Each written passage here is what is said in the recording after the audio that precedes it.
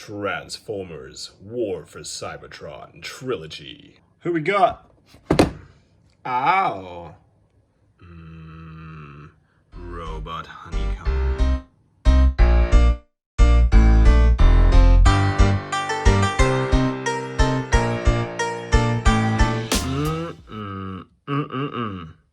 Now that is a tasty serve of nostalgia right there. I was watching the Fan First Friday event when this guy got officially revealed, and even with the wrong head, I was keen.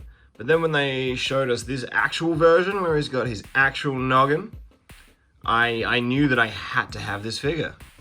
They really have, with the Generations Selects line, done some fantastic fan service, throwing out some particularly obscure characters for us to snaffle up.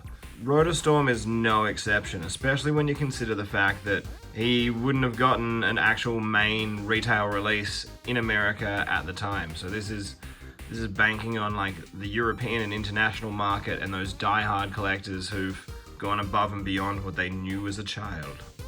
I do like how they tried to emulate the G1 cockpit on the chest with the pink paint apps. I think that's pretty cool.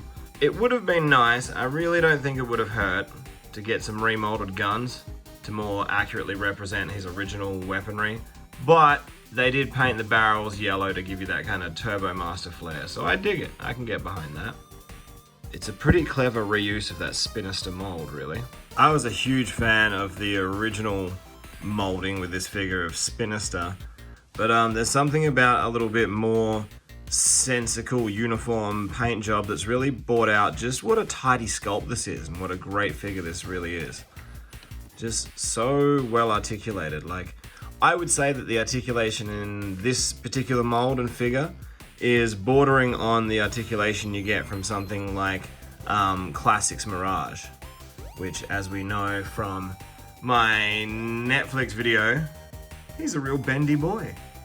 The other thing I really dig about this figure is I think anyone who's a contemporary Transformers fan is more likely than not a massive fan of the Wreckers comics, and Rotorstorm and some of the other G1.5 peeps and the Turbo Masters got to actually play a pretty cool role in that comic, and Rotorstorm in particular with his quips and stuff.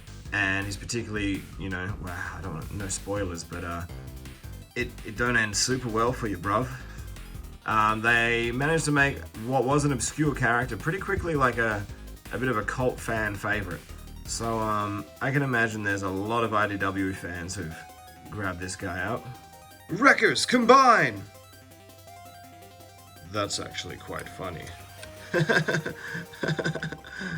Oh. For a quick comparison, let's go ahead and get Spinister in here, the original wearer of this chassis. And as much as I love this figure and the fact that they went whole hog with the whack-a-mole color scheme, something about this deco just makes me appreciate this sculpt just that little bit more. Not that I didn't already love it with Spinister, but I'm vibing on Rotorstorm a little bit more. It's probably the nostalgia factor of it all. I had Rotorstorm as a wee one, did not have Spinister. Why are you wearing my pants, man?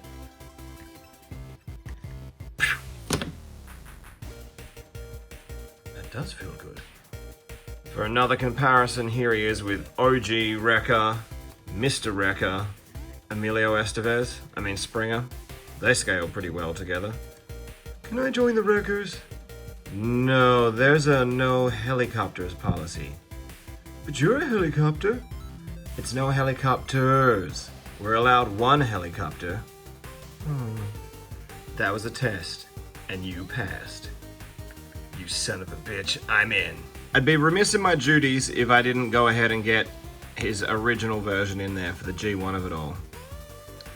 This is just such an impressive toy, oddly poseable for the time. I mean, he still had that stupid knee thing. Who knows why I always did that. So whilst this isn't, you know, the most faithful of updates, it does to me feel very much in the spirit of the original figure. I will say this, as grateful as I am for this new version to exist, it does hurt the chances of seeing an actual update of the original Rotorstorm more faithfully anytime soon.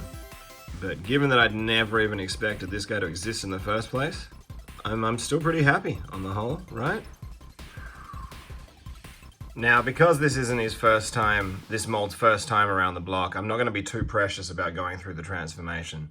However, I do love me a helicopter alt mode, so let's go ahead and take a look. We'll just fly through it, shall we?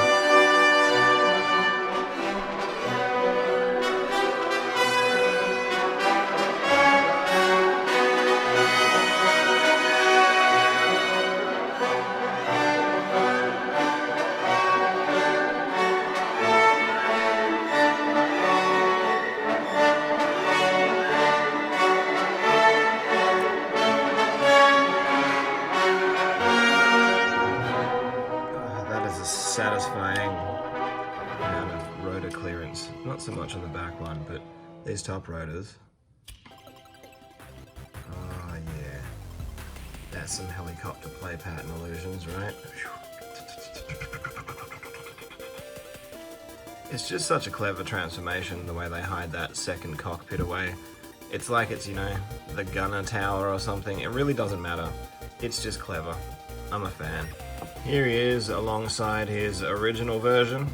In vehicle mode is where you get even more kind of G1 faithfulness with the paint scheme. They've really tried to capture the original paint apps and everything like that. To that end, I reckon this stripe on the foot, they probably should have painted it pink instead of making his hands pink. But you know, whatever. That's fine. My G1 Rotorstorm, one of his landing gear things. I don't know what you call them on a helicopter, but it's a bit droopy. But I feel like that's to be expected at his age. I do also just love this feature. God, that makes him badass. Just before I dip out, I will say, for one final round of cool points, should you happen to have, holy mackerel, that scared the bejesus. He does get some final cool points for being able to hold his forefather's blasters. Now that's a BFG. So he can't quite hold them and have these on his wrist, which is fine, because these are bigger guns. And then that still affords you the option to chuck these up on his shoulders.